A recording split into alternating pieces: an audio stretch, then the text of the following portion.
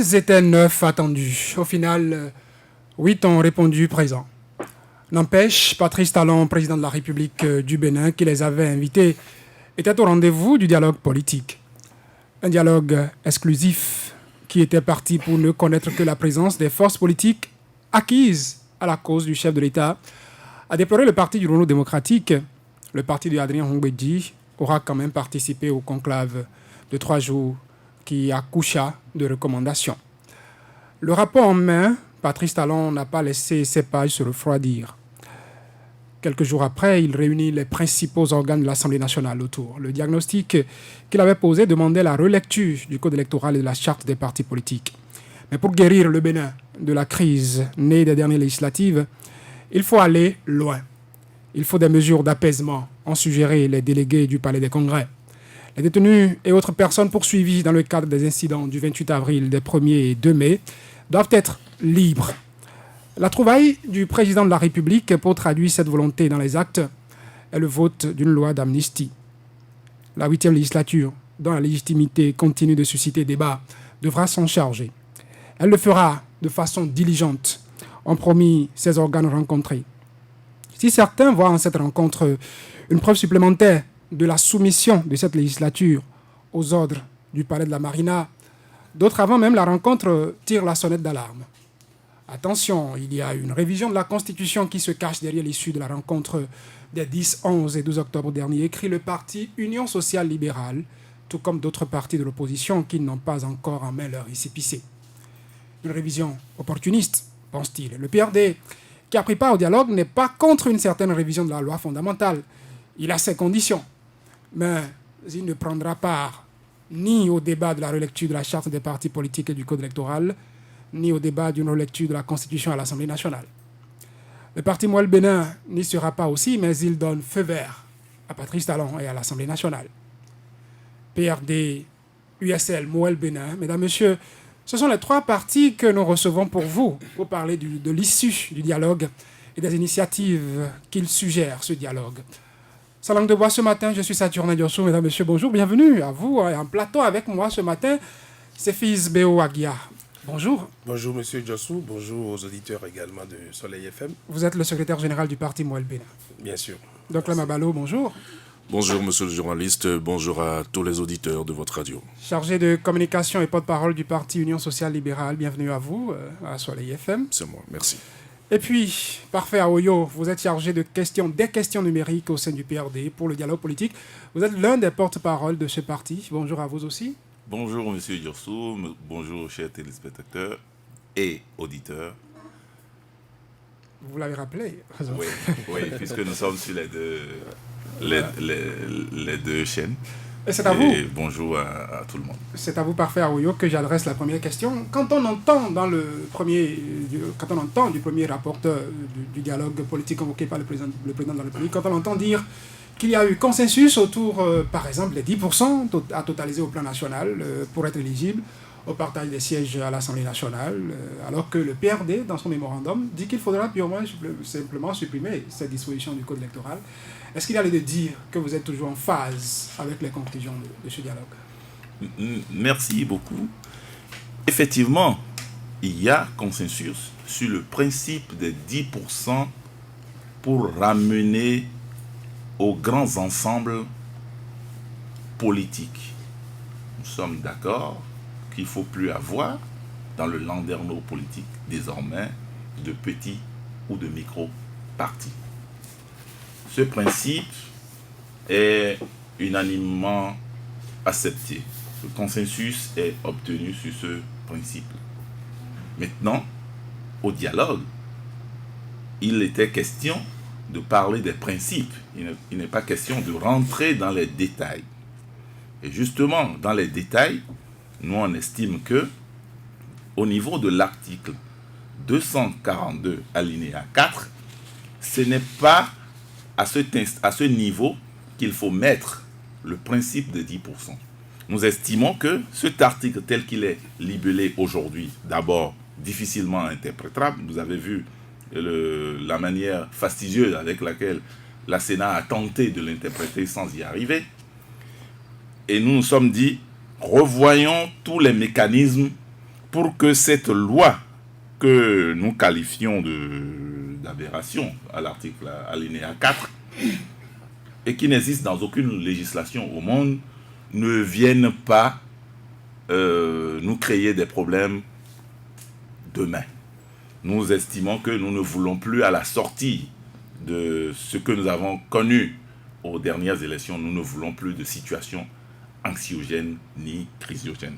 Je disais donc que si on laissait en l'état l'article 242 du Code électoral, alinéa 4, cela ressemble, ou pour ne pas dire, ce serait un détournement de suffrage. Pourquoi nous disons ça? Je prends un exemple pour que les auditeurs nous comprennent très bien. Le parti qui gagne dans une circonscription, 2 ou 3, n'aura aucun député si le total de ses voix n'atteint pas 10% au plan national. C'est ce que l'article alinéa 4 dit à la date d'aujourd'hui. Il n'aura pas de député et ce sont les candidats battus et rejetés par l'électorat de la circonscription qui seront déclarés élus. C'est en cela que nous disons, faisons attention. Par contre, on peut réfléchir sur des mécanismes beaucoup plus techniques pour penser par exemple à ramener le taux de 10% dans la circonscription. Pourquoi? L'élection législative est une élection par circonscription. Ce n'est pas une élection nationale.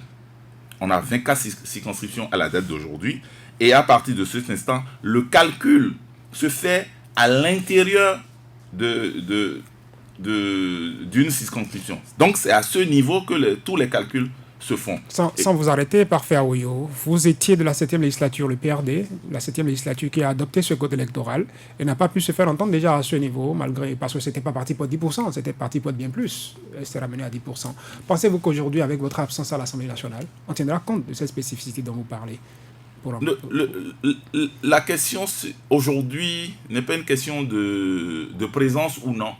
Il s'agit de compromis politiques ayant vocation de ramener définitivement la paix dans la cité. Et si à l'Assemblée nationale, les députés n'allaient pas dans votre sens? On avisera. Vous aviserez? On avisera. Parce que on aura fait notre combat de dire que toute disposition chrysogène soit désormais regardée avec beaucoup de concentration. C'est ça notre démarche. Puisque ce que nous sommes en train de dire, nous ne sommes même pas contre qu'on fasse venir les experts autour de la question pour qu'on nous édifie. Une fois encore, le principe des 10% d'une manière globale n'est pas remis en cause. Les grands ensembles ne sont pas remis en cause. Nous estimons que techniquement, ces questions, ces objectifs peuvent être atteints dans une loi sur le financement public des partis politiques, par exemple. Globalement, assortie de mesures contre la transhumance. Globalement, vous êtes donc satisfait de l'issue de ce dialogue politique? Nous sommes d'autant plus satisfaits que tous les points prévus dans notre mémorandum ont été pris en compte. C'est pour ça que j'insiste sur ces détails-là de l'article 242, parce que, dit-on, le diable se trouve dans les détails. Sefis Bewaguia, tout comme le PRD, vous avez eu un malheur pour cette dernière législative. Un nom de candidat s'est retrouvé sur vos 2 listes. Conclusion, vous avez tous été éjectés. Est-ce qu'au sorti de ce dialogue politique, vous n'avez plus d'inquiétude parce que vous avez recommandé, entre autres, qu'il soit prévu désormais dans le code électoral que les partis retournent à la Commission électorale nationale autonome pour refaire des réajustements? Êtes-vous satisfait de l'ensemble du travail qui a été abattu au Palais des Congrès? Oui, merci. Je crois que sur ce point, il a été dit par Moël Bénin et toutes les autres forces politiques également ont porté cette idée. C'est qu'on n'impute plus aux partis politiques la multiplicité de candidatures de personnes qui, on ne sait pour quelles raisons, se comportent comme telles et qui se retrouvent sur des listes de différents partis.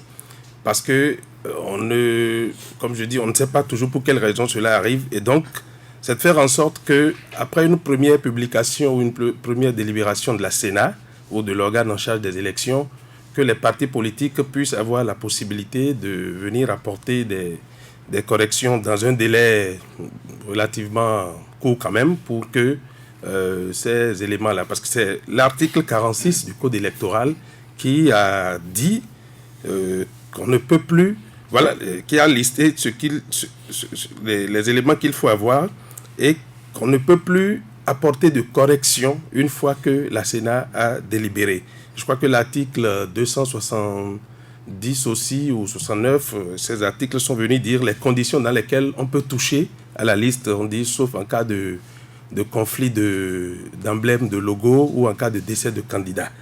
Mais lorsque nous avons fait face à la situation dernièrement, à l'occasion des élections, on a vu que c'était très difficile d'imputer au parti cette faute individuelle de Béninois.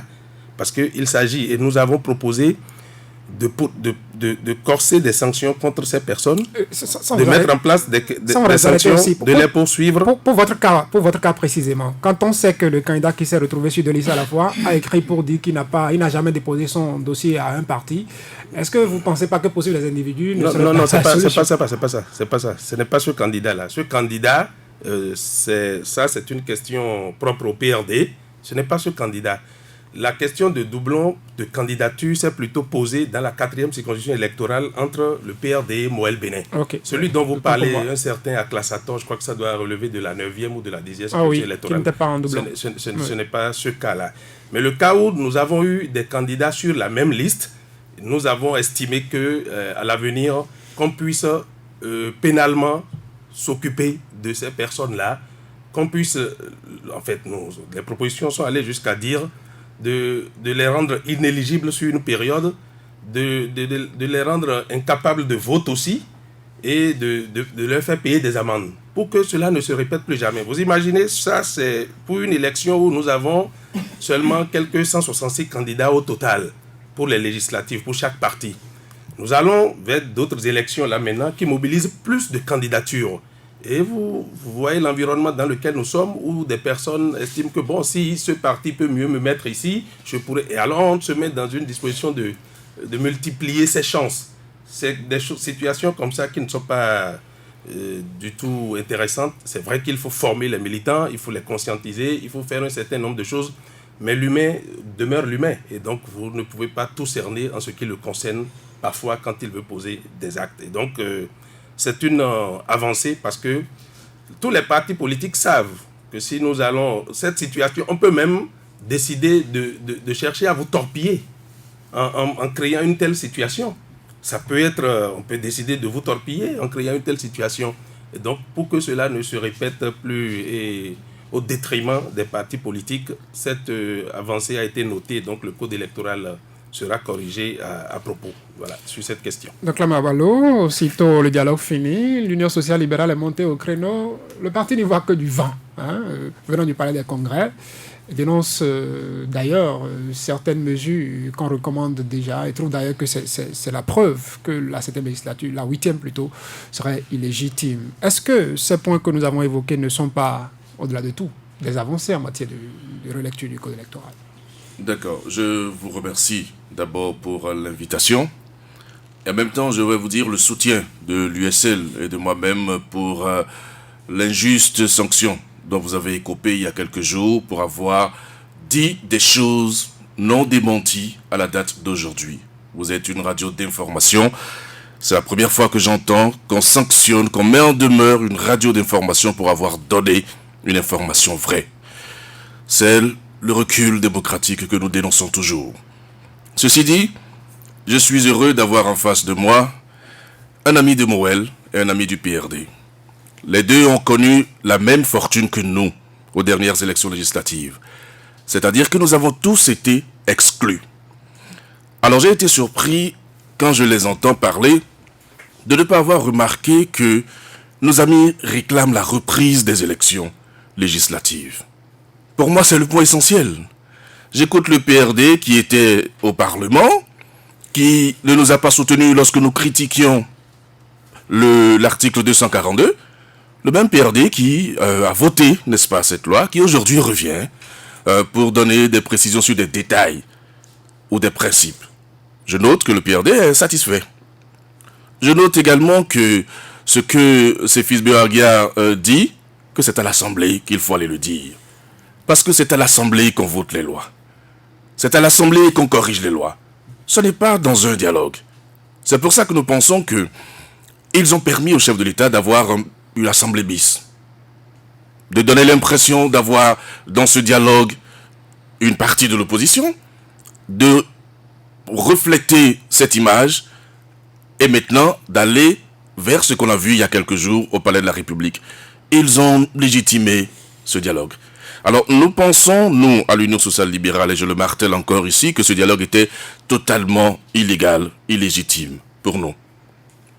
Nous pensons que les questions qui ont été débattues là-bas devraient l'être à l'Assemblée nationale. Mais cette Assemblée, nous ne la reconnaissons pas, nous ne reconnaissons pas la 8e législature. À partir de cet instant, monsieur le journaliste, le chef de l'État et son gouvernement ont reconnu l'échec du système partisan. Nous sommes dans un multipartisme intégral normalement, mais pour des raisons administratives, on a limité des partis politiques. Donc échec de cette réforme. Et ensuite reconnaissance claire et précise désormais que l'Assemblée n'est pas compétente pour corriger les différents textes. Donc tout ça pour nous n'est que littérature. Il n'y a pas eu de dialogue, nous ne reconnaissons pas de dialogue, donc nous ne pouvons pas reconnaître des conclusions d'un dialogue que nous ne reconnaissons pas. C'est très clair. Qu'est-ce que le président de la République aurait dû faire pour vous? Le président de la République aurait dû convoquer toute la classe politique, donc tous ceux qui manifestent le désir d'être à ce dialogue. Le président de la République aurait dû convoquer, je dirais, les couches sociales, puisque nous n'avons pas qu'un problème politique dans le pays, nous avons d'autres problèmes. Le président de la République aurait dû s'entendre avec tout le monde sur le facilitateur. Il ne devrait pas être seul à désigner un facilitateur, il ne devrait pas être seul à désigner un premier rapporteur. Donc vous constaterez, lorsque vous voyez le fonctionnement, que le président a convoqué quelques amis à une séance de travail en désignant les différents responsables, les rapporteurs et même en donnant le sentiment qu'ils discutent. Et ça, c'est un message peut-être à la communauté internationale. Nous ne reconnaissons pas ce message. Nous avons le sentiment, comme nous avons été exclus des législatives, nous avons le sentiment, non, la certitude d'avoir été exclus également de ce dialogue. Et quand on fonctionne comme ça, on ne fonctionne pas pour la République, on ne fonctionne pas pour la quiétude sociale, la paix sociale et tout le reste. Donc, heureusement que vous nous avez invités ici aujourd'hui, ça veut dire que vous au moins vous reconnaissez que nous existons. N'empêche donc là, Mabalo, vous, USL et autres partis de l'opposition en composant la résistance, vous vous êtes retrouvés au Champ d'Oiseau au terme de 3 jours d'assises aussi, les mêmes moments, 10, 11 et 12, vous avez des conclusions que vous avez promis transmettre au président de la République.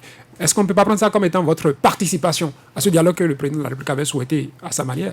Non, comment? Pour participer à un dialogue, il faut inviter les gens. Nous n'avons pas été invités, première chose. Et donc, on a eu des assises, on transmet. Et ce qui a été dit là, c'est ce que nous disions toujours. Et le président de la République, en réalité, pour faire court, je vous dirais que le président sait ce qu'il a à faire pour le dégel de la situation. Le reste, c'est un manque de bonne volonté. Le reste, c'est parce qu'on n'a pas envie d'aller sur ces leviers-là. Si le président décide aujourd'hui qu'on aille sur les différents leviers, il le fera. C'est une question de volonté. Il sait ce qu'il a à faire pour que le pays puisse avoir la paix, la quiétude et aller de l'avant. S'il ne le fait pas, ça veut dire qu'il a fait l'option de ne pas le faire et nous allons le combattre. C'est aussi simple que ça. Parfait, Oyo, Patrice Talon, au sorti de ce dialogue politique, semble être pressé de voir les mesures être traduites dans les actes.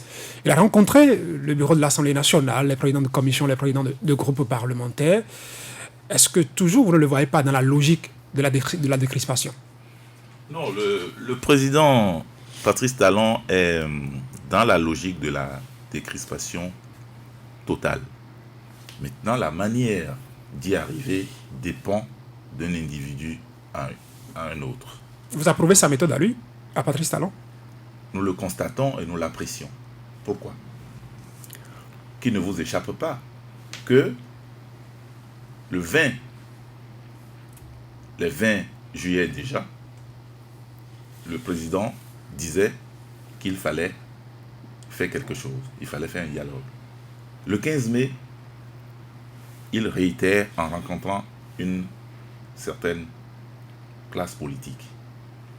10, 11, 12, il rencontre encore une autre non, je pense catégorie. Que c'était plutôt le 20 mai puis le 15 juillet. Le 20 mai et le 15 juillet. Il rencontre encore la classe politique.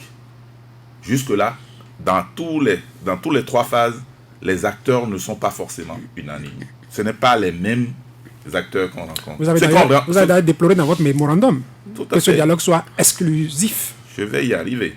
C'est nous, notre conception au PRD du dialogue. Mais nous ne sommes ni les organisateurs, ni la personne habilitée à convoquer le dialogue. À partir de cet instant, nous disons, dans notre conception du dialogue, que c'est un processus. Et c'est ce processus au lendemain du dialogue qui continue. Il s'est manifesté par la réception du rapport, d'abord de synthèse du présidium, la validation de ce rapport synthèse en Conseil des ministres, et ensuite le rapport, la discussion avec la conférence des présidents au niveau de l'Assemblée nationale. Nous pensons qu'il est sur le droit chemin et qu'il ne faut pas encore l'en empêcher. Il faut qu'il continue sur ce chemin. C'est notre conception du dialogue. Nous disons aussi que le dialogue, pour nous, est un processus qui vient de commencer. Comme il vient de commencer, les acteurs qui hier n'y sont pas, la porte n'est pas fermée. On aura l'occasion et l'intelligence de trouver le moment opportun pour que ces acteurs soient encore écoutés. À partir de cet instant, nous sommes sereins.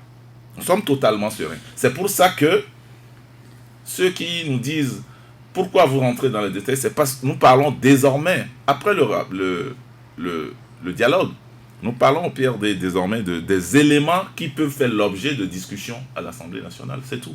C'est pour ça que nous revenons sur certains détails. Monsieur Béo Agia, tout à l'heure, a parlé de l'article 46. Il y a d'autres articles qui seront toilettés. Il faut bien les toiletter. Donc, si ces articles doivent être toilettés, il faut qu'on commence par en parler. C'est pour ça qu'à la date d'aujourd'hui, nous revenons sur les détails techniques de l'article 242, alinéa 4. Au-delà des concessions que vous faites, que vous êtes en train de faire par rapport à ce dialogue politique, il faut, oui, toiletter le code électoral, l'achat des partis politiques, renforcer le système partisan et tout ce qui va avec. Le PRD, de façon implicite, attire l'attention de l'opinion internationale sur le taux de participation des législatives. Est-ce que vous n'êtes pas en train de confier à une assemblée nationale qui n'a forcément pas reçu votre onction, qui est issue d'une élection qui n'a forcément pas reçu votre onction, un rôle qui est celui-là, et en plus de ça, vous demandez des mesures d'apaisement. Le président de la République a préféré une loi sur l'amnistie et confie également un rôle à cette Assemblée générale. Est-ce que vous n'y voyez pas une manière pour lui de vous amener à finalement accepter tout ce qui viendra de cette Assemblée nationale? Non. Moi, je comprends le sens et l'esprit de votre question. Évidemment, nous sommes encore dans la méfiance et nous sommes encore dans la défiance. Seriez-vous toujours dans cette même posture après les initiatives qui sont en cours? Ce n'est pas de nous qu'il s'agit. Nous disons que l'opinion publique nationale, la classe politique est encore dans la méfiance et la classe politique est encore dans la défiance. C'est ce qui explique les deux positions. Mais ce que nous disons, nous sommes naturellement optimistes. Nous sommes des républicains. Et à partir de cet instant, on estime que c'est au dialogue, dans un compromis politique, qu'il faut poser les questions de l'État. Alors, je vais être plus clair. Je vais être plus clair en disant que l'Assemblée nationale qui est là, c'est de notoriété que, si on prend les chiffres officiels, son taux dans la population oscille autour des 24%. Pour nous, c'est une Assemblée nationale illégitime. Le PRD l'a toujours dit. Si vous voulez, je le répéterai autant de fois que possible. Mais lorsqu'on a dit ça, on ne reste pas dans son fauteuil pour chanter. Pour chanter. On propose. C'est pour ça que nous avons dit, dans une démarche politique, les élections générales en 2021 auraient pu régler cette question. Pourquoi aurait pu? Puisque nous n'y sommes pas encore. Et pour attirer votre attention sur les élections générales que vous recommandez... Laissez-moi, je vais finir l'idée des élections générales. On organise les élections générales, législatives, présidentielles pour être précis, parce qu'on ne peut pas toucher avant 2021 le mandat présidentiel. C'est un mandat on ne peut rien faire. Vous recommandez donc qu'on court-circuite le mandat actuel des députés? Laissez-moi, je vais finir. On recommande d'abord qu'on ne touche pas au mandat présidentiel.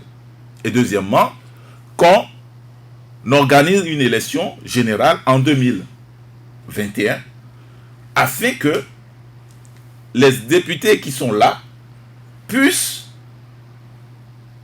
nous permettre de faire ce que nous appelons le toilettage avant d'y arriver. Puisqu'on a des choses à faire à la date d'aujourd'hui et qui sont du domaine d'une Assemblée nationale. Mais on ne touche pas les fondamentaux. Et on commence à partir de 2021, après une grande élection générale, on relance la machine.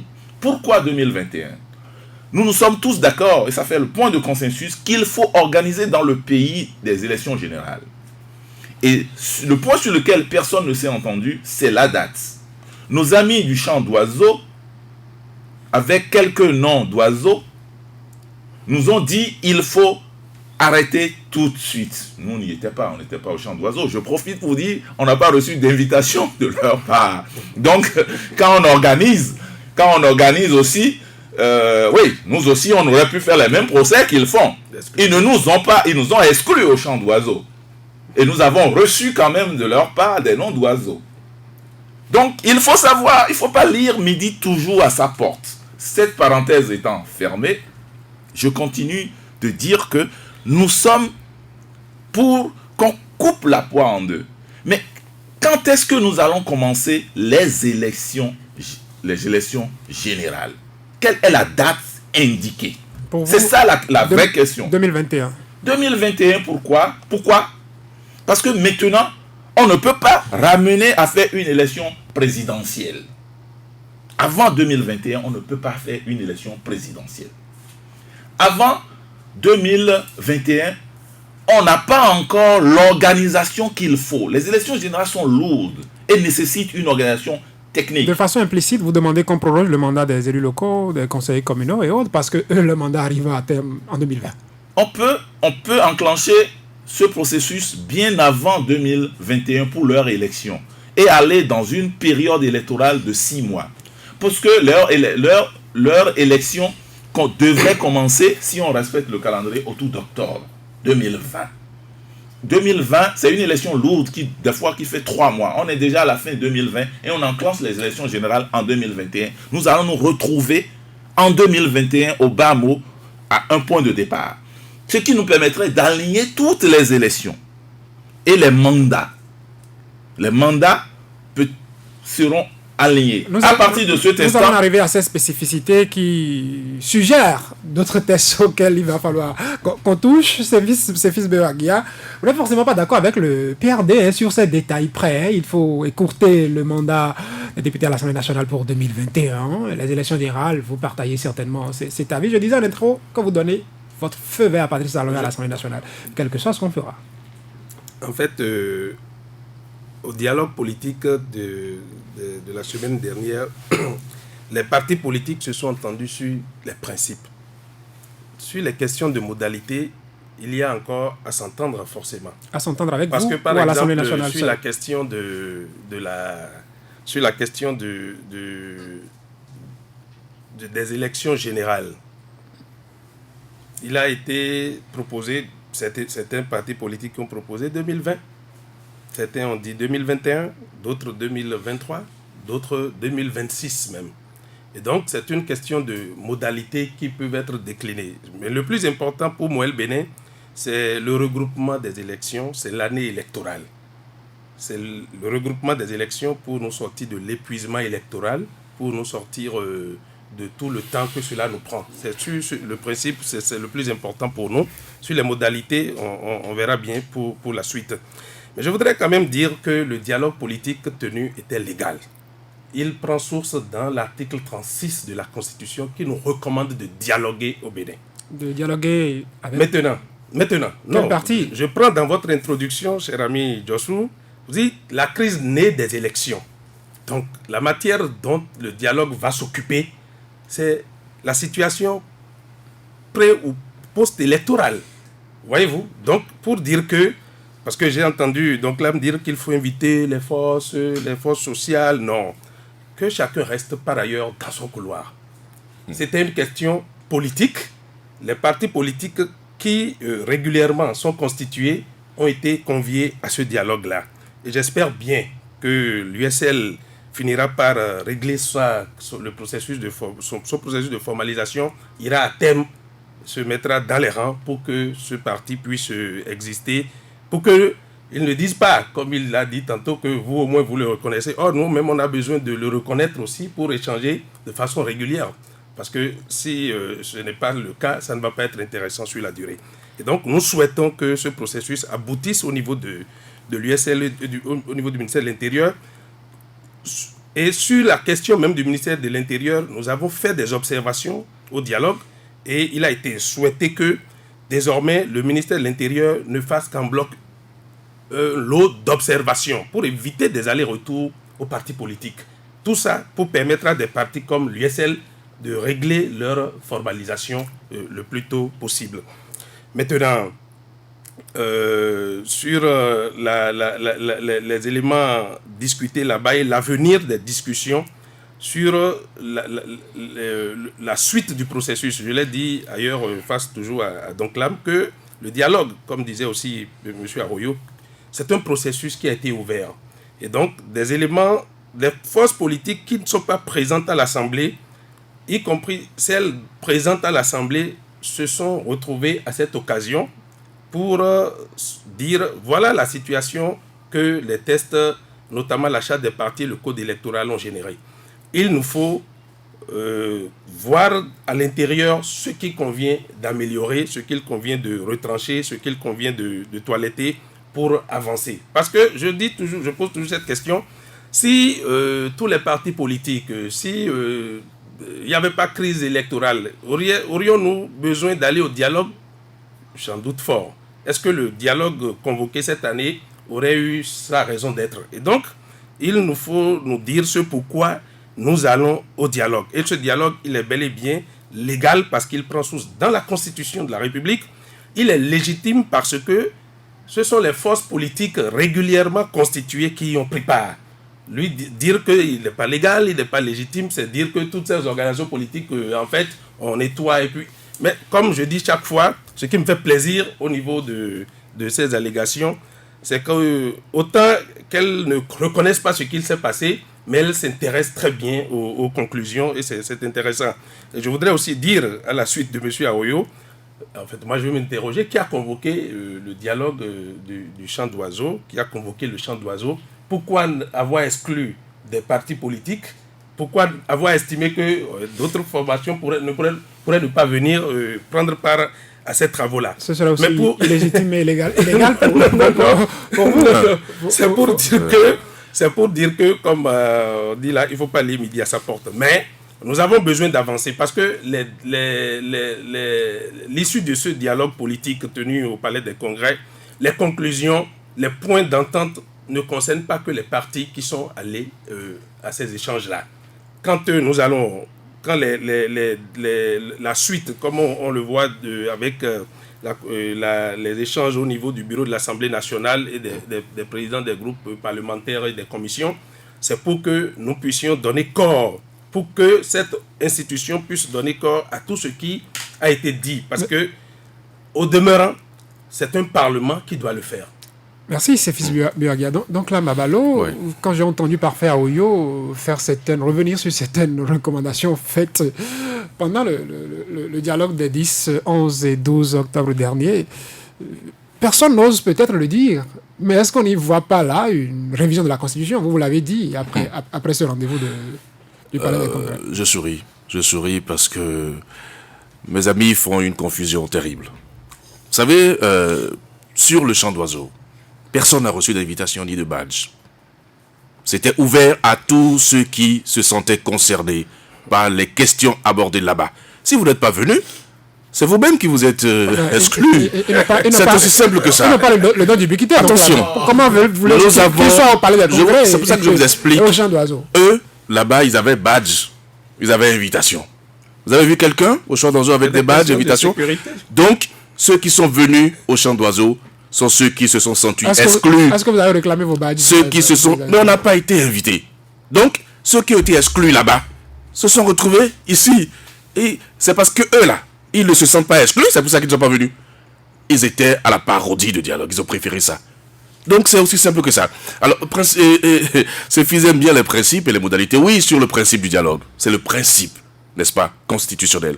Mais les modalités ont été faussées par celui qui a convoqué le dialogue. Parce que s'il voulait vraiment discuter avec la classe politique, il sait ce qu'il a à faire. Lorsqu'on nous dit qu'il faut que l'USL se mette en règle pour avoir son récépissé, mais l'USL est en règle. Sauf un détail sur lequel le ministère même sait très bien ce qu'il fait. Écoutez, un ministre de l'Intérieur qui lui-même est candidat, qui est-ce qui allait vérifier la régularité de son dossier ou la régularité du dossier de son parti? C'est lui-même. Juge et arbitre. Et il décide d'exclure d'autres partis. Parce que justement, raison administrative. Alors le ministère de l'Intérieur devrait s'occuper d'enregistrer les partis. Il a jugé. Il a accepté son propre parti à lui. Et il refuse d'autres partis. Et nos amis trouvent qu'on est en démocratie et ils défendent ça. Le ministère nous demande d'enlever quelqu'un. Le problème, c'est cette personne. Nous disons, mais ce que vous lui reprochez n'est pas reconnu par les instances légales sur le plan international. Donc nous n'accédons pas à votre demande parce que votre demande, encore une fois, n'est pas fondée. C'est le seul reproche. Et donc à l'USL, nous disons que le ministère de l'Intérieur n'a qu'à simplement nous libérer nos documents parce que jusqu'à présent, tout est confisqué là-bas. Même les dossiers qu'on a déposés, c'est confisqué. Donc, s'il vous plaît, si vous nous entendez au ministère de l'Intérieur, donnez-nous notre récépissé. C'est aussi simple que ça. Nous n'avons plus rien à faire. Nous avons tout fait. Vous avez confisqué nos documents. Nous sommes allés aux élections. Donnez-nous nos documents. C'est simple. Alors, je vais réagir également sur une question importante. Oui, je vais venir. Non, parce que j'ai écouté nos amis. Vous savez, je suis un peu comme seul contre eux. Ils ont été, je n'ai pas été. Donc, donnez-moi le temps de m'exprimer. Notre ami du PRD, mais je veux qu'on soit un peu cohérent dans le débat politique. Il dit que l'Assemblée est illégitime. Il a tout dit. Mais comment vous voulez confier à une Assemblée illégitime de corriger des textes? Si vous-même, vous reconnaissez que cette Assemblée est illégitime, ce que nous disions d'ailleurs par ailleurs à l'USL, vous devez réclamer la reprise des élections législatives. C'est le seul combat à mener. Vous ne pouvez pas confier à une Assemblée illégitime la correction ou le réajustement de textes. Ça n'est pas possible. Donc, soyons cohérents et logiques dans le débat que nous menons. Nous réclamons la reprise des élections législatives. C'est ça qui... Non, le plus tôt possible. Le chef de l'État sait ce qu'il a à faire. Mais nous vous proposons 21. Non, pourquoi? Pourquoi vous proposez? Vous dites que l'Assemblée est illégitime et vous voulez la garder jusqu'en 2021. Ça n'a pas de sens. C'est un compromis politique. Non, laissez le compromis. Nous ne sommes pas présents là-bas. Et vous avez un grand parcours parlementaire, M. Aouyo. Et vous dites que nous sommes dans un processus. Mais vous ne dénoncez pas le fait que le président de la République est convoqué au palais de la République, le président de l'Assemblée et les présidents et la conférence des présidents. Il y a confusion de rôle. Ça n'est pas le président de la République peut à la limite discuter avec le président de l'Assemblée nationale. Mais il n'a pas à convoquer la conférence des présidents au palais de la République. Il n'a pas à le faire. Vous pensez qu'il aurait fait si tous les députés ou tous les membres de la conférence des présidents n'étaient pas de son camp politique? Il les convoque, il leur dit ce qu'il a à faire. Il leur dit, faites ci, votez, votez.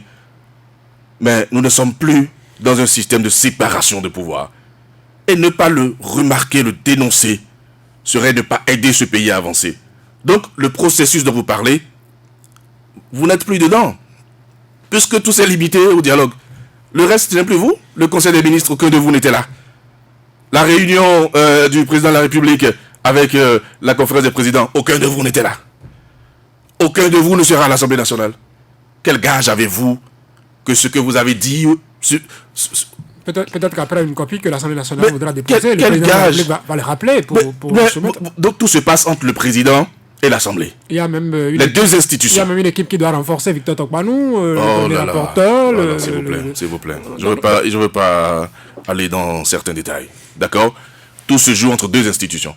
l'Assemblée nationale et le président de la République. Ces deux institutions qui, au terme de notre Constitution, ont l'initiative de la loi.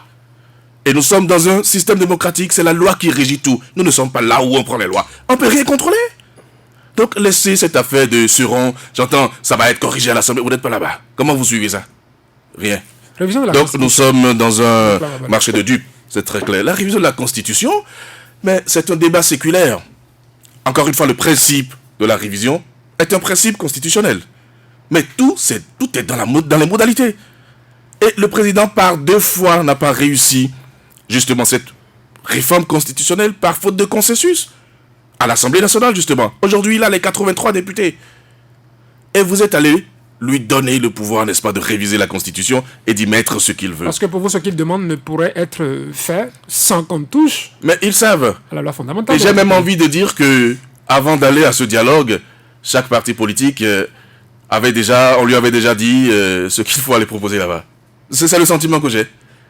A dit que Borrell savait ce qu'il devait aller proposer, le PRD savait ce qu'il devait aller proposer, le Bloc républicain savait, l'Union progressiste savait. Heureusement, vous parlez de sentiments. Oui, j'ai le sentiment. Et ils se sont entendus, et ils ont orchestré cela, et ils sont allés nous montrer que bon, on a fait proposition, le président invite, il tranche. Non, attendez, soyons sérieux.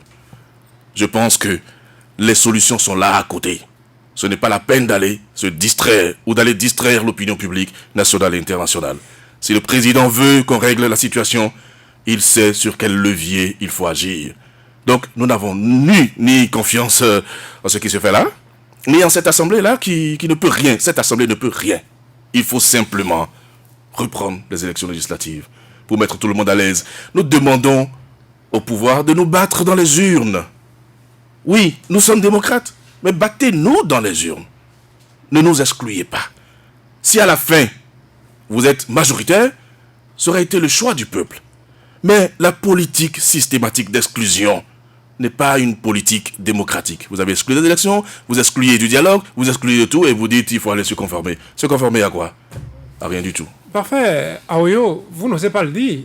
Pourquoi hésitez-vous à des révisions de la Constitution? Quand il faut faire l'élection générale en 2021, selon votre proposition à vous, quand il faut revoir la représentativité surtout des femmes à l'Assemblée nationale, quand il faut faire ci, quand il faut faire ça, alors que vous savez que l'implication, c'est la loi fondamentale.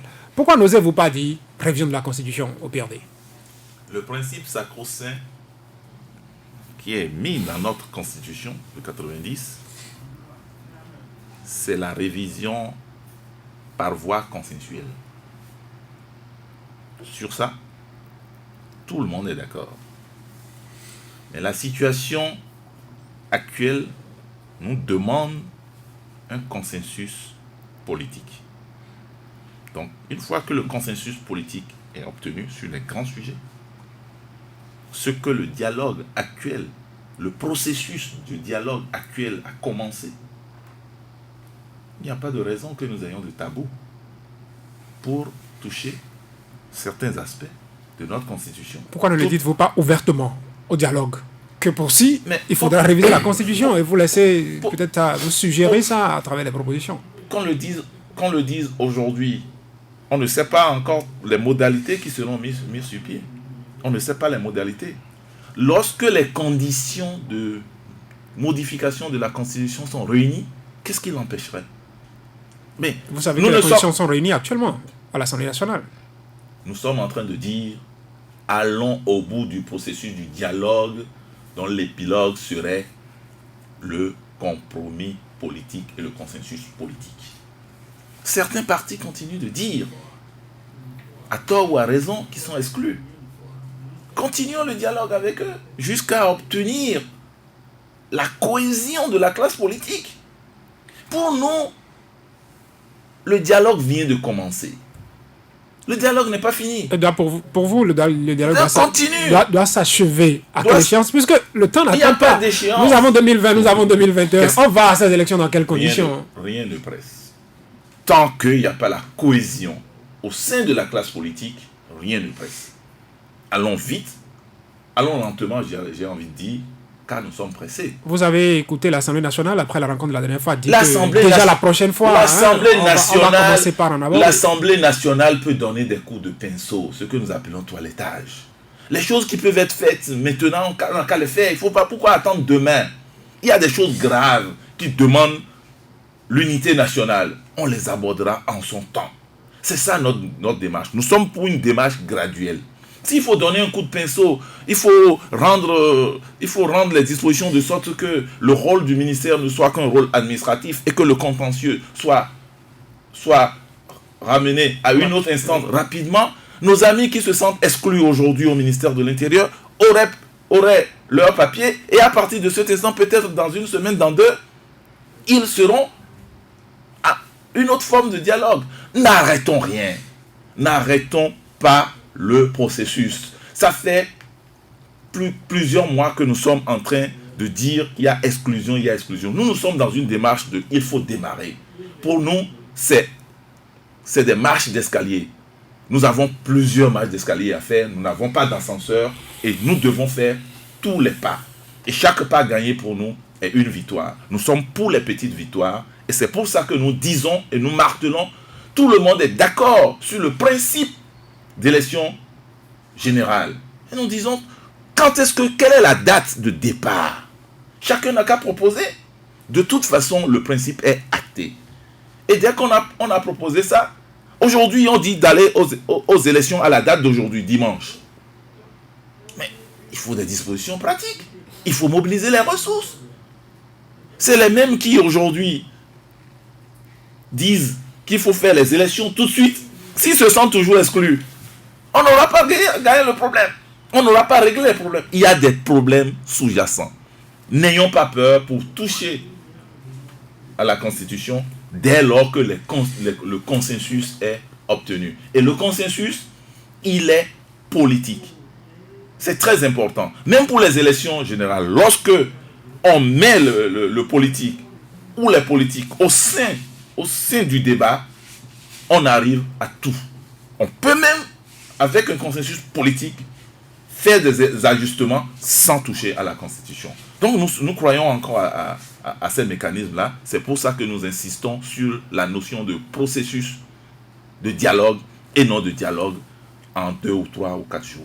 Voilà. C'est Fils Guilla, vous aussi, est-ce qu'à travers les propositions qui ont été faites, vous ne voyez pas venir la révision de la Constitution? Supposez qu'aujourd'hui, l'Assemblée nationale se retrouve, engage la mise en œuvre des recommandations, et puis dit, bon, nous sommes à tel niveau, et on ne saurait évoluer sans toucher à la loi fondamentale. Le débat a été fait avant le 28 avril, où certains disent qu'il faut toucher à l'article 80, il ne peut pas toucher à l'article 80, et tout ce qui va avec. Si le problème se pose aujourd'hui, et la 8e législature décide d'y aller, de passer à la révision de la Constitution, à Moël Bénin, est-ce que vous direz comme au PRD qu'il faut prendre son temps, on ne sera pas pressé, il faut faire les choses vous savez, comme cela se doit? Merci, M. Joshua. La proposition, par exemple, sur la promotion différentielle des femmes, pour qu'on ait une meilleure représentation du peuple par la femme, c'est une proposition fortement portée par Moël Bénin.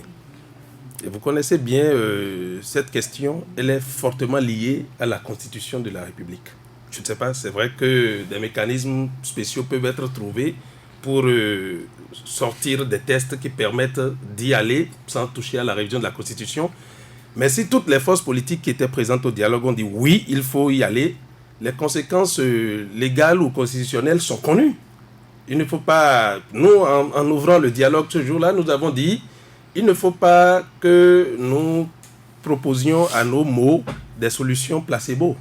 Il ne faut pas que nous apportons des calmants. Il faut toucher là où il faut. Sur la question des élections générales, ça demande presque un alignement des mandats. Ça demande l'alignement de certains mandats si nous allons aller, nous irons à des élections générales. Donc il y a des questions assez importantes c'est pas... Vous savez, notre pays, les gens, où tout le monde convient de ce qu'on peut réviser la Constitution même autorise cela. Le reste, c'est sur comment retrouver un consensus. Et qu'est-ce qui fait peur par rapport à la question du consensus? C'est est-ce que le président en place ne va pas chercher à dire qu'on a changé de république pour se maintenir au pouvoir? Est-ce que le président en place ne va pas utiliser le changement, en fait, la modification de la Constitution comme un élément pour... Vous avez été clair, vous avez demandé qu'on mette les... Il faut mettre les garde-fous. Vous avez pu voir dans le préambule de la Constitution pour qu'on dise clairement que cela n'autorisera rien de tout ça. Parce qu'il faut qu'on sorte de la méfiance dans le pays. Et c'est parce que on ne met pas clairement cette disposition pour dire personne, dans le préambule, personne ne fera plus de 2 mandats constitutionnels. Et la nouvelle constitution, par exemple, ne permet pas à celui qui est en place, c'est qu'il faut fortement dire ça. Il faut le dire, parce que c'est ça qui fait peur. Le reste ne fait pas peur. Qu'on dise qu'il faut qu'il y ait qu'on ait une meilleure représentation de la femme, moi je vois, c'est une question qui ne choque personne. Ça ne choque personne. Mais tout le monde souhaite ça. Je ne crois pas que l'USL dise non, il ne faut pas faire ça. Mais l'USL sait très bien que ça déclenche la révision de la Constitution par ailleurs. Et donc, comment y aller? Qu'est-ce qui fait peur dans la révision de la Constitution? C'est les garde-fous qu'il faut, qu'ils ne sont pas souvent bien énoncés. Si à l'Assemblée nationale, les députés ne prennent pas ces garde-fous dont vous parlez, que ferez-vous à Mouel Bénin? Le président de la République est garant du dialogue. C'est lui qui l'a convoqué. Il est garant de ce que les députés diront aussi à l'Assemblée nationale. Non, je vous en prie. Ça dit que c'est lui, ce qui va à l'Assemblée nationale, c'est lui qui a convoqué le dialogue, c'est lui qui a pris l'initiative du dialogue, et il est garant parce que c'est à lui que les conclusions ont été remises. Si à l'Assemblée nationale, les députés font autrement, pensez-vous qu'ils pourraient intervenir à l'Assemblée nationale pour dire non, c'est pas ce que j'ai dit, donc rebrousser chemin? Qu'est-ce que les députés feront autrement? Nous, par exemple, nous avons dit garde-fous. Si nous ne voyons pas les garde-fous, on ne serait pas d'accord. C'est un minimum. Et d'autres forces politiques... Vous allez faire quoi quand vous ne seriez pas d'accord? Nous marquerons un désaccord. C'est aussi simple que ça. Est-ce que ça empêchera qu'à l'Assemblée nationale on évolue? Ce n'est pas parce que... Écoutez, c'est pas parce qu'on n'est pas toujours d'accord que ça suffit pour empêcher que les choses arrivent. Ce n'est pas... En politique, ce n'est pas comme ça. Et donc aussi, je voudrais dire que il faut croire, il faut se faire confiance sur le cheminement que nous avons entamé en se disant, nous irons à bon port, nous ferons en sorte que les conclusions qui ont été arrêtées nous permettent de sortir complètement de cette situation post-électorale née de la crise électorale. Et alors, je voudrais revenir sur une question de forme que Donclam évoque, dit que le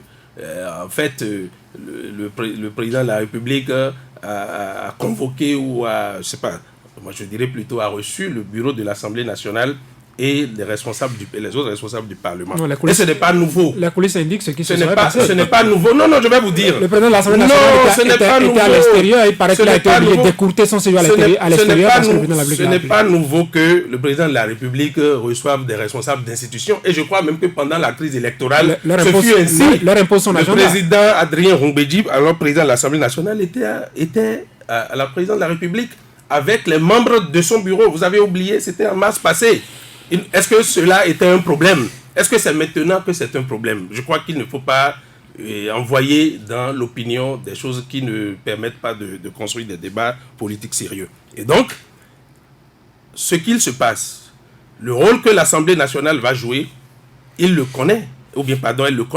Si elle passe à côté par rapport à tout ce qui a été arrêté, eh bien, on regardera, on constatera. C'est le plus important pour nous à Mouel Bénin. Je vais boucler ce troisième tour de table parce que c'est ce que je suis en train de boucler avec Donclam Abalo, et juste après, je vais commencer par prendre les auditeurs au téléphone. Donclam Abalo. Je ne suis pas très à l'aise parce que je ne parle pas beaucoup et ça me dérange. Oui, je ne parle pas beaucoup. Il faut une répartition équitable. Oui, mais c'est un peu mécanique pour moi. Et je veux... En fait, mes amis savent où se trouve la vérité, mais ils contournent la vérité. Lorsque vous parlez... du président Adrien Roumbédji qui était au Palais de la République. Vous avez dit avec les membres de son bureau. Bien sûr. D'accord. Ici, c'est la conférence des présidents. Avec les membres du bureau de l'Assemblée nationale. Oui. Vous les avez vus? Oui, mais ici, c'est la conférence... Non, laissez-moi parler. Ici, c'est le président de l'Assemblée avec la conférence des présidents. D'accord? Le président de la République peut recevoir le président de l'Assemblée. Ça ne nous dérange pas. Le président de l'Assemblée, lui, il a des rapports avec les autres présidents des groupes parlementaires et tout le reste, conférence des présidents.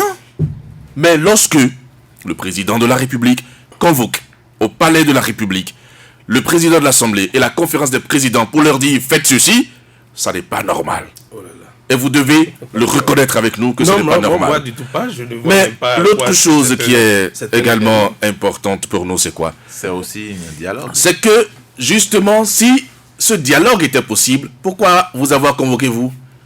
Puisque tous ceux qui étaient chez le président la dernière fois étaient au dialogue au Palais des Congrès. Eux tous. Non, c'est les partis. C'est les partis qui sont allés au ceux dialogue. qui étaient là-bas ont représenté leur parti. Mais c'est justement ça. Ne faites pas la confusion dans la tête des auditeurs et des téléspectateurs. Non, c'est vous qui faites ça. Non, attention. On ne démarre Tous pas. ceux Moi, qui- je suis député. je ne vous ai et pas j'étais là-bas. coupé Non, mais ne dites lorsque pas vous des choses parliez. comme ça, Ce que je vous monsieur dis, je dis tous ceux qui étaient au dialogue au Palais des Congrès étaient également à la présidence de la République. Ils étaient Sauf au vous. dialogue en tant que parti politique. Oui, mais c'est eux qui problème. représentaient les partis politiques. Mais il n'y a qu'un seul dans l'Assemblée nationale. Bien sûr. Mais, Là, ils donc, sont des c'est pour vous dire responsables que du Parlement. c'est C'est pour pas la même c'est chose. pour vous dire voyons. que On peut dire que C'est- c'est pas de leur faute. Oui, C'est la la même même chose. chose. Même de parti. mais c'est pour vous dire que l'Assemblée mais c'est nationale. pour vous donc, dire Par ailleurs. simplement, c'est pour vous dire simplement que le président aurait pu les convoquer directement à la présidence de la République et avancer plutôt que de faire le dialogue auquel vous avez participé. Je sais que Ça n'a servi à rien du votre tout. Conclusion Non, pour amuser. pourquoi pas conclusion? Ça n'a servi à rien. Il aurait dû les appeler au Palais de la République pour dire faites-ci, faites ça, au lieu de nous offrir le spectacle du dialogue du Palais des Congrès. Première chose. Ce qui me paraît bizarre, depuis les exposés des uns des autres, et là je voudrais en avoir le cœur net sur ce plateau, avez-vous parlé là-bas du parrainage pour les élections de 2021 par les communes? Oui ou non? Vous n'en parlez pas. Moi je veux savoir. Est-ce que vous avez parlé là-bas et que vous avez acté le parrainage, le processus, vous aimez bien ce mot, de parrainage des élections présidentielles de 2021 par les communes? Oui ou non? C'est Fils Béagui, je vais Non, commencer je- par vous. je- C'est une question, mais- puisque non, non, ça c'est va moi qui être- pose les questions. Moi, Oui, parce que c'est un point je très pose la important. question. La question du parrainage. C'est un très beau rappel donc là, mais je l'en remercie. En fait, la question du parrainage a été retenue comme un élément de consensus. Le parrainage, notamment d'élus communaux et ou législatifs. Bon, C'est-à-dire, je parle de conseillers communaux. Je suis municipaux. candidat à une élection présidentielle. Oui. Il va falloir que je me fasse parrainer. Je peux par me des faire élus. parrainer par des... Est-ce que c'est je peux ou je dois? Je dois. Si c'est une loi, ça devient je Donc, dois. je dois forcément avoir l'onction des élus communaux. Des ou élus communaux ou municipaux, ça dépend. Ou, je dis bien ou, des députés à l'Assemblée nationale.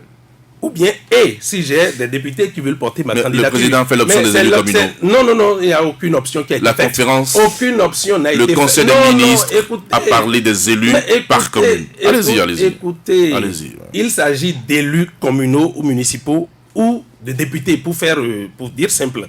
C'est pas la C'est-à-dire même que chose. si j'ai un projet de candidature à l'élection présidentielle, je peux me faire parrainer par des députés exclusivement, soit exclusivement par des conseillers communaux ou municipaux, et ou les deux, en fait, selon ce que la loi retiendra. Vous avez acté Mais ça. le principe a été acté du parrainage. Et nous disions qu'en contrepartie, il faut baisser la caution. C'est ce que dit Moël Bénet.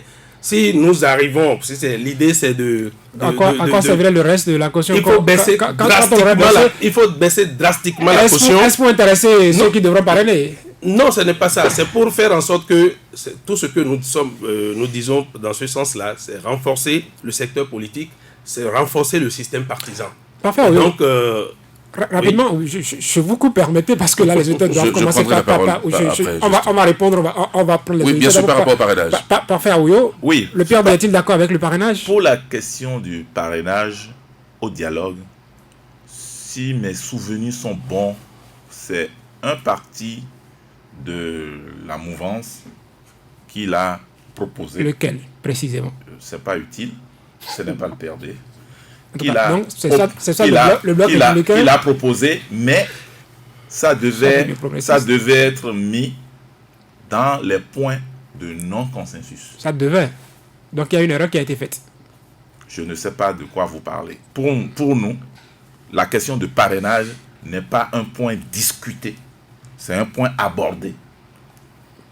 Et ça se retrouverait dans les points spécifiques non discutés. Donc, le dialogue est un processus. D'accord. À partir de cet instant, plusieurs questions seront abordées en son temps. Donc là, vous avez souhaité... Oui, absolument. Je prends à témoin nos auditeurs. Voilà, deux partis qui ont participé au dialogue. L'un dit qu'il y a consensus sur la question du parrainage. L'autre dit qu'il n'y a pas consensus. L'autre dit c'est un point abordé, pendant que l'autre dit qu'il y a consensus. Donc, ça me pose un problème. Ça nous pose un problème à l'USL. Vous savez, en 2021, si on fait le processus de parrainage par les communes ou par les élus locaux ou par les députés, l'opposition n'a pas de maire. Non, Attendez, non, non. Moi je voudrais. l'opposition Ce n'est pas lié à une année. Non, non, je voudrais faire la clarification. Vous avez suivi ce n'est pas lié à 2020, c'est pas lié à 2021, c'est lié à une année. Le communiqué du Conseil des ministres a été clair sur la présidentielle de 2021. Très clair. Vous lisez le processus de parrainage. Le rapport de... Non, mais puisque on a mis la question du parrainage sur les conclusions du dialogue. Et donc, il n'y a pas consensus. Alors, si aujourd'hui, nous avons 77 communes, aucun maire ne se réclame officiellement, ne peut se réclamer officiellement de l'opposition. Et quand on parle de parrainage, ça veut dire qu'on a déjà commencé par exclure pour la présidentielle de 2021. Nous serons vigilants par rapport à ça. On a déjà commencé par exclure pour la présidentielle de 2021. Pour dire, vous avez tel nombre de maires qui vous parrainent, ou vous avez tel nombre de députés qui vous parrainent. Nous ne sommes pas représentés à l'Assemblée. Nous ne sommes pas dans les mairies. Ça veut dire que nous avons tourné dos au principe démocratique. Et c'est ce que je voulais que nos amis constatent. Attention, vous serez complices pour avoir participé à ce dialogue. Vous serez complices de la suite. Nous allons commencer par recevoir les auditeurs 64 44 02 44 ou 66 75 72 72 pour vos préoccupations et premier en ligne. Bonsoir. Bonjour plutôt. Bonjour monsieur. Votre nom s'il vous plaît. Participer à votre émission. Votre nom? C'est monsieur Salaou Joseph. Vous nous appelez d'où monsieur Salaou? De Porto-Novo. Rapidement s'il vous plaît. Rapidement, ici c'est rapide, je préfère laisser. On va pas s'éterniser, on va pas recevoir que vous seul, monsieur Salaou. Allez-y. Non, je sais bien, mais même toi, même tu perds le temps. Mais allez-y. C'est moi qui gère le temps. Je vous invite beaucoup de faire attention. Parce que la classe politique est totalement dans le chaos. Je ne veux pas parler de celui-ci, de celui-là. Parce que le peuple béninois est un peuple de paix. Et ensuite, sachez que le moment que nous vivons, on n'a pas besoin de ce bavardage. Allez au principe. Non, je voudrais que vous soyez courtois. On ne va pas parler de bavardage. Personne ne bavarde, s'il vous plaît. Oui, bavardage parce que... monsieur, c'est dommage. Parce que moi, je regrette ceux qui sont morts à cause de la démocratie dans ce pays. Et aujourd'hui, c'est à terre. Ce n'est pas bon. Ce n'est pas bon. On ne s'amuse pas avec un peuple. On peut prendre des années pour tromper un peuple, mais on ne peut pas prendre un siècle pour tromper un peuple. Tout ce que vous disiez là, non, ce n'est pas le peuple. Le peuple souffre. Le peuple souffre. Et un cas de politique ne se choisit pas. Il est choisi par la masse qui, en reconnaissant de son constant dévouement et de son fidèle attachement, la masse lui accorde son estime. Ça là maintenant, c'est une contrainte politique. Je vous souhaite beaucoup de courage. Mais je prie Dieu pour vous tous. Monsieur Salaou. Que la paix revienne en nous, en vous les politiciens, et que l'amour revienne en vous les politiciens pour que vous puissiez réunir pacifiquement ce peuple. Merci Salaou Joseph. Merci, bye bye. Un autre auditeur, bonjour. Bonjour auditeur en ligne. Vous êtes bien installé, bonjour. On va changer de ligne. Bonjour auditeur en ligne. Oui, bonjour monsieur. Votre nom s'il vous plaît. Appelez-moi Vincent Alaoutaré. Nous vous écoutons monsieur Vincent Alaoutaré. Il faudra faire attention au bruit qu'il y a autour de vous. Si c'est la radio, vous baissez le volume carrément. Ah oui, c'est bon maintenant. C'est pas du tout bon. Et nous prenons un autre auditeur. Bonjour. Oui, ça peut aller? Allô? Un autre auditeur, bonjour. 64 44 02 44 ou 66 75 72 72. Diminuez le volume de votre radio, s'il vous plaît, monsieur. Oui, bonjour le plateau. Votre nom? Kaka Robert depuis Faye. Nous vous écoutons, monsieur Keke. Oui, le dégel de la crise qui est confié à l'Assemblée que nous connaissons tous. Je voudrais demander, en dehors de cette option, est-ce qu'il n'y a pas d'autres options que nous pouvons emprunter? Première question. Deuxième question, et je m'adresse à l'USL. l'USL n'est pas allé au palais ni au champ d'oiseaux. Ils sont en train de manigancer quoi? Troisième question, à l'homme de PRD. Je voudrais leur dire de cesser de vouloir poursuivre 2 lièvres à la fois. Sinon, si on poursuit 2 lièvres, on risque de perdre les 2. Je vous remercie. Merci à vous, monsieur Keke. Auditeur en ligne, bonjour. Oui, bonsoir, monsieur Jossou. Votre nom, s'il vous plaît. Oui, c'est Mélèze Ondi, je vous appelle depuis Avrancourt. Nous vous écoutons, monsieur Mélèze Ondi. Bon, j'ai quelques questions. D'abord, pour monsieur Doncla, je le remercie d'ailleurs, je le félicite. Et je demande, est-ce qu'aujourd'hui, il ne regrette pas un peu deux choses? La première, est-ce qu'il ne regrette pas un peu sa position politique actuellement? Est-ce qu'il aime vraiment... Lui, Doncla ou le parti USL? Dans sa posture politique d'aujourd'hui. Lui, Doncla personnellement? Allô? Doncla personnellement? Oui, je le connais. D'accord. Oui. Bon, je ne vous ai pas bien entendu, mais je ne... Bon, en tout cas, deuxième chose, je dis, est-ce que la position de l'USL aujourd'hui, est-ce qu'il ne regrette pas un peu avoir resté, c'est-à-dire ce que le ministère a demandé? Est-ce qu'il ne regrette pas un peu n'avoir pas allé un peu dans ce sens? Peut-être qu'ils auront déjà eu tout ce qu'il faut pour participer à ce dialogue qui vient de terminer.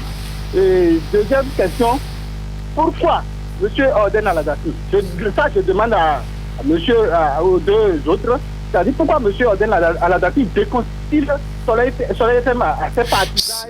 Ça c'est pas une question qui est appelée au débat aujourd'hui. Serge Mélèze Ondi, merci. À notre auditeur, bonjour. Auditeur en ligne, bonjour. Il sera l'avant-dernier. Bonjour, auditeur en ligne.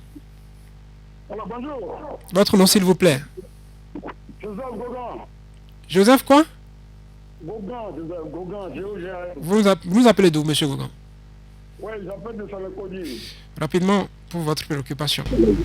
Bon, j'ai deux préoccupations. La première, je ne comprends pas. Qu'est-ce que ceux qui sont sur le plateau pensent du brouillage de Soleil FM? Ce n'est pas une question appelée au débat encore aujourd'hui, s'il vous plaît. Abordez des sujets et des questions qui nous intéressent. Ok, deuxième préoccupation. Pourquoi, moi je ne comprends pas pourquoi dans le dialogue on parle de révélation de femmes. Ça doit partir de la crise qu'on a. La crise qu'on a, c'est pas la révélation des femmes. On a une crise politique, on parle de révélation de femmes dans les résolutions. Je ne comprends rien.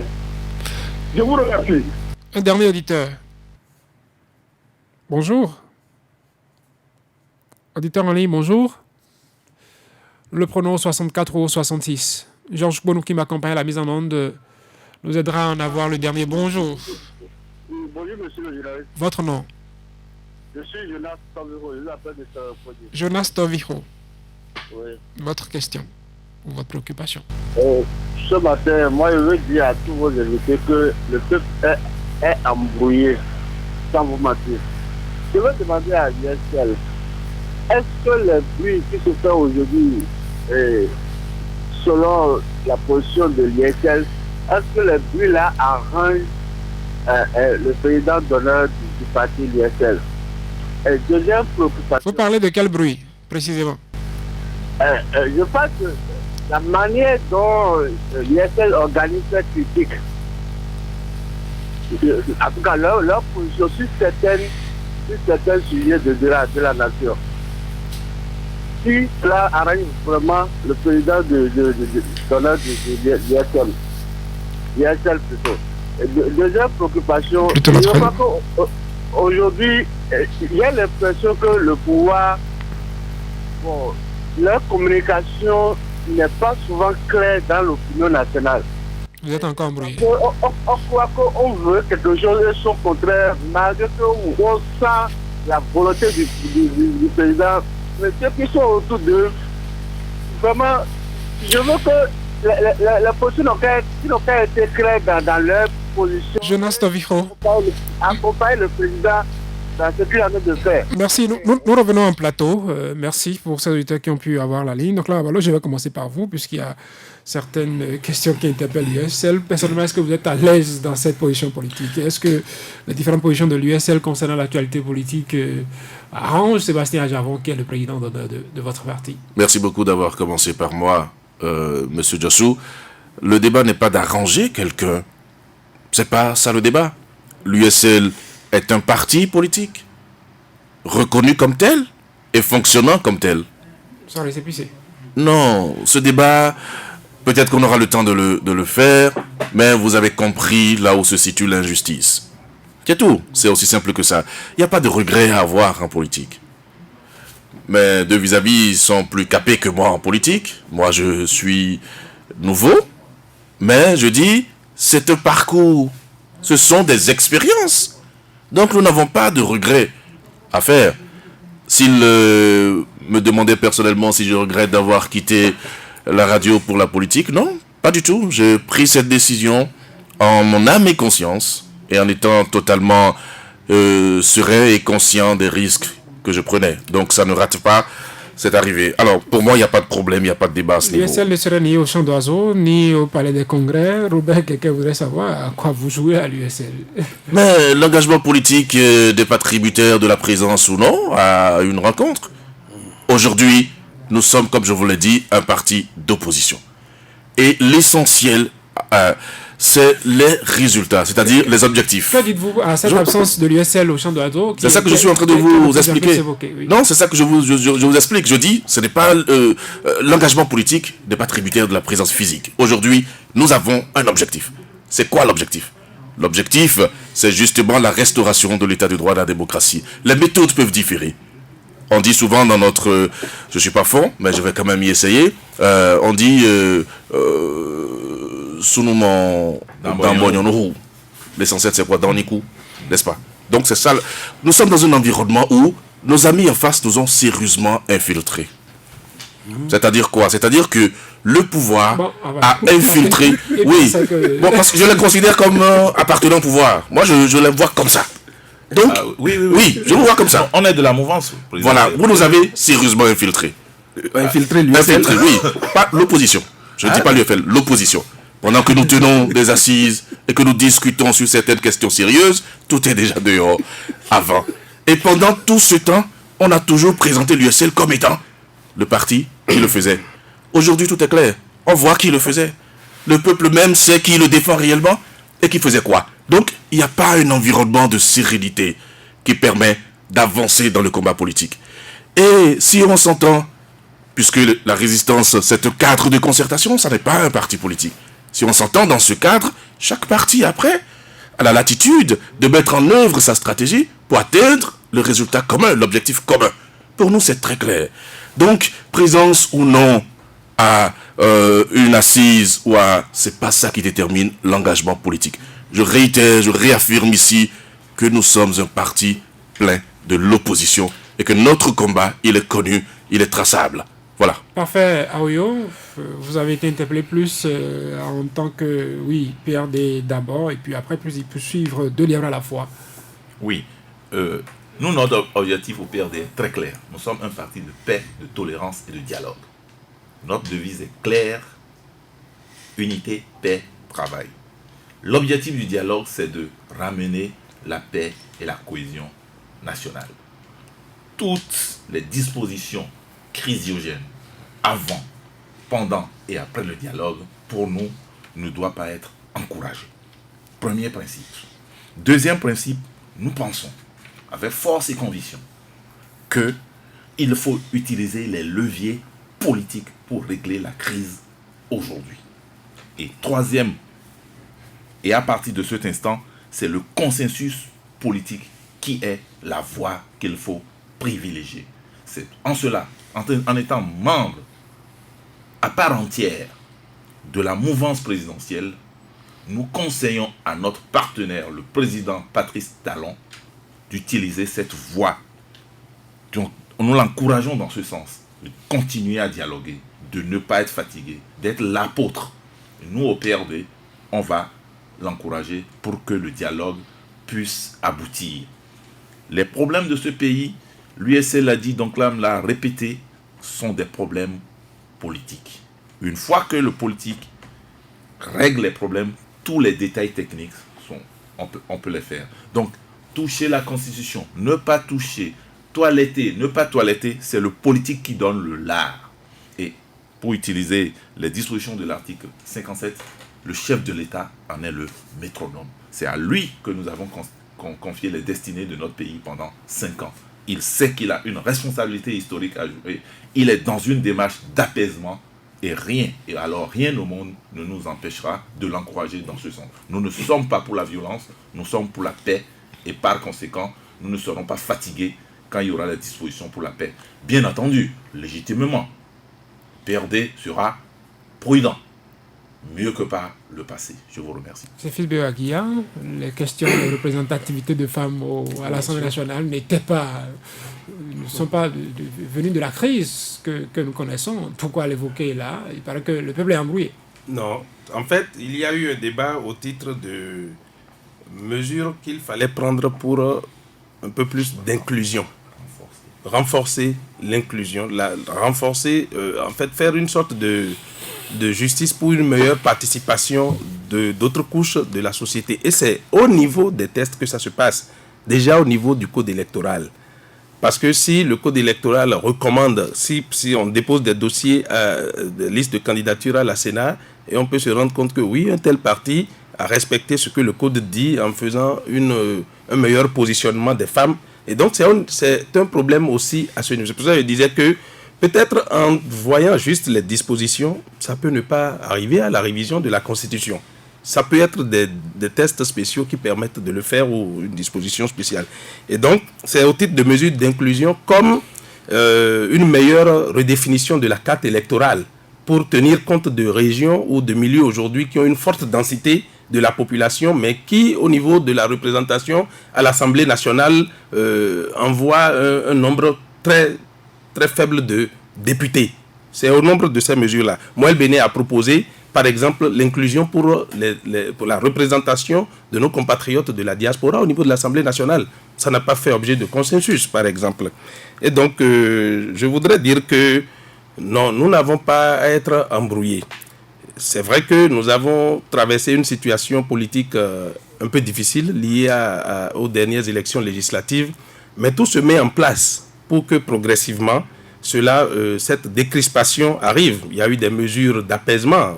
Aujourd'hui, vous avez évoqué ici la question de loi sur l'amnistie de personnes qui se retrouveraient impliquées dans les questions liées aux élections, liées aux événements post-électoraux ou électoraux de cette année. Tout cela nous permet d'avancer progressivement. Et je voudrais une fois de plus remercier le chef de l'État pour le leadership dont il fait montre pour que nous puissions avancer. Parce que, comme j'ai pu le dire ici, d'une manière ou d'une autre, il est le garant de ce dialogue qu'on a pu tenir. C'est lui qui l'a voulu, c'est lui qui l'a convoqué, il l'a annoncé, il l'a convoqué en tenant parole, en le faisant. Et il a reçu les recommandations, il a reçu le rapport. Il prend sur lui de toucher tout ce qu'il faut faire pour que nous puissions voir l'aboutissement ou la mise en œuvre diligente de ces mesures qui ont été proposées. Et donc, il faut rester dans l'espérance pour dire que le pays avancera. Et je voudrais aussi constater quand même que, en fait, l'USL n'était pas au champ d'oiseaux. Je n'ai pas fait attention. Je m'en suis rendu compte dans ce qui a été dit là. Et pourtant, ils nous demandaient, nous, d'y aller. Au moins, nous, on est allé quelque part. Non, attention. Maintenant, en dehors de ça... Ne faites pas de mélange de ce genre. J'ai dit l'engagement politique n'est pas crédité de la présence. Que là-bas, il y avait tous ceux qui se reconnaissaient comme des démocrates et tout le reste. Oui, mais bien sûr. Vous n'y étiez pas. Attention.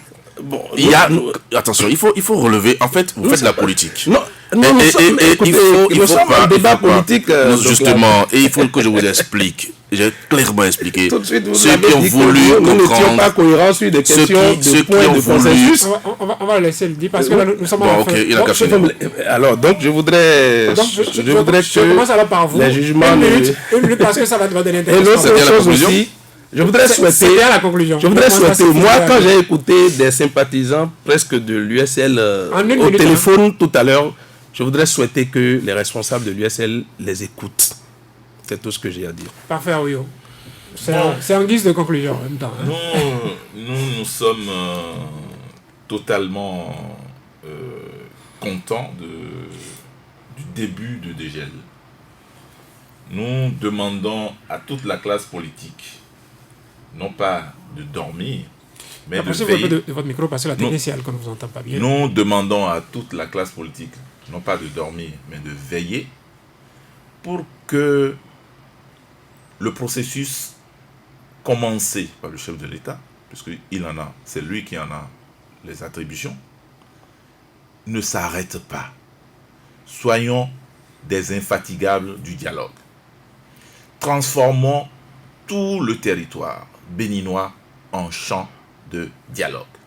Ce que nous disons, nous, au PRD, nous allons prendre toutes les dispositions légales qui sont à notre possession, de la position que nous sommes, pour éviter que désormais aucune disposition d'exclusion ou des dispositions chrysogènes ne transparaissent dans nos lois. Nous allons faire, avec les moyens qui sont les nôtres, ce combat-là, et nous aimerions que ça soit le leitmotiv de tout le monde. Donc là, nous ne voulons plus de crise dans les notre quelques pays. secondes qu'il nous reste, parce Non, que là, non, nous n'avons pas commencé à 9h. Donc, bon. Mais c'est vous qui gérez le débat. ailleurs. Non, je suis heureux que Moël s'intéresse à la vie de l'USL. C'est très heureux. Mais je vais vous rassurer, monsieur Séfis Béraguia, pour vous dire que nous écoutons nos militants. Et nous restituons ce que nos militants veulent. Nos militants ne veulent pas que vous nous infiltriez n'importe comment pour que nos stratégies soient dehors avant même que de les mettre en œuvre. Et encore une fois, je vous dis, nous sommes solidaires de toutes les actions de l'opposition, mais nous restons l'Union sociale libérale et nous avons nos stratégies que nous mettons en œuvre. Donc, franchement, par rapport à ça, ceux qui veulent comprendre ont compris et nous avons de bons retours de nos militants. Ça, il faut que je vous le dise. L'autre chose, c'est quoi? C'est que vous avez parlé tout à l'heure de la loi d'amnistie.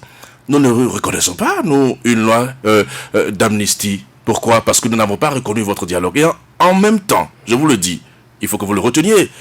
Vous dites tous ceux qui sont impliqués dans la crise électorale, les tueries et tout le reste. Vous n'allez pas nous dire que vous allez amnistier ceux qui ont tué des Béninois. Parce que ça, on vous combattra sur ça. Et ceux qui sont en prison aujourd'hui le sont illégalement. C'est leur droit de retrouver la liberté. C'est leur droit de recouvrer la liberté. Donc votre affaire d'amnistie, là, c'est du saupoutrage. Il faut le dire comme ça. Libérer les prisonniers politiques. Ils n'ont rien fait pour être en prison. D'accord? Et donc si vous pensez que on va amnistier ceux qui ont tué des gens, parce que on suit vos regards, là vous vous trompez. On sera encore vigilant pour vous dire, non, ils n'ont pas besoin d'amnistie, ils doivent répondre de leurs actes. Ça c'est important. Et pour finir, je parlerai comme le président Patrice Talon, seul le Bénin est éternel. Mes chers amis, seul le Bénin est éternel.